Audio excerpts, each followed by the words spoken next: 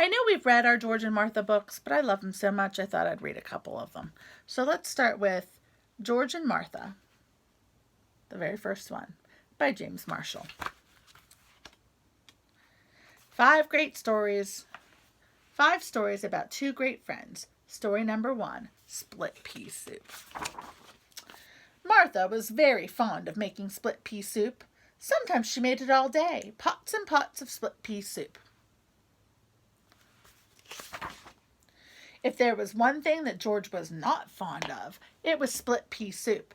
As a matter of fact, George hated split pea soup more than anything else in the world, but it was hard to tell Martha. One day, after George had eaten, let me see if I can do it like this. One day, after George had eaten 10 bowls of Martha's soup, he said to himself, "I just can't stand another bowl, not even another spoonful." So while Martha was out of the kitchen, George carefully poured the rest of his soup into his loafers under the table. Now she will think I've eaten it. But Martha was watching from the kitchen.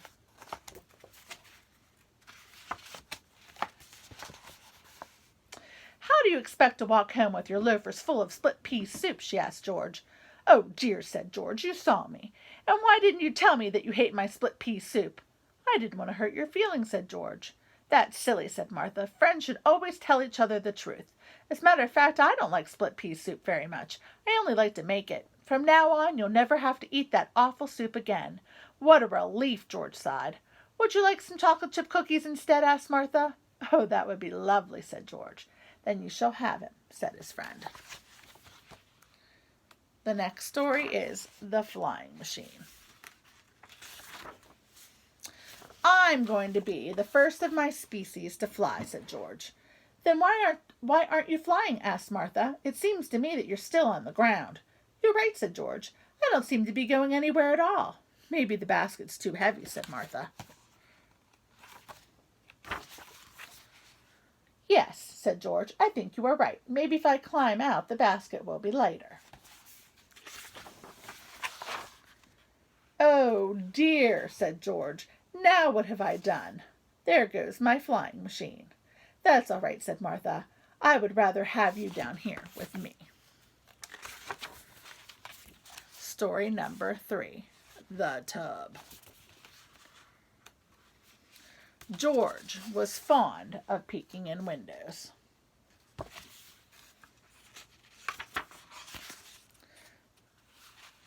One day, George peeked in on Martha. Where was she? In the bathtub. He never did that again. "We are friends," said Martha, "but there is such a thing as privacy." Story number 4, The Mirror.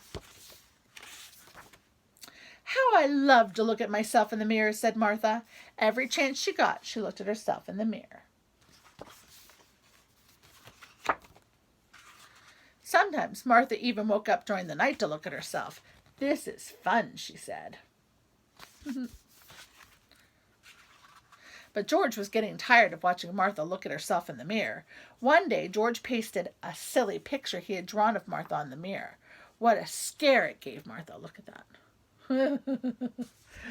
Oh dear, she cried. "What has happened to me?" "That's what happens when you look at yourself too much in the mirror," said George. "Then I won't ever do it again," she said. And she didn't. The last story, The Tooth. One day when George was skating to Martha's house, he tripped and fell, and he broke off his right front tooth. His favorite tooth, too. I don't have a favorite tooth, do you? When he got to Martha's, George cried his eyes out. "Oh, dear me," he cried. "I look so funny without my favorite tooth." "There, there," said Martha. The next day, George went to the dentist. The dentist replaced George's missing tooth with a lovely gold one. The dentist's name is Buck McTooth. When Martha saw George's lovely new golden tooth, she was very happy. "George," she exclaimed, "you look so handsome and distinguished with your new tooth." And George was happy too. "That's what friends are for," he said. "They always look on the bright side, and they always know how to cheer you up. but they also tell you the truth, said Martha. The end. All right, guys, have a good day. See you later.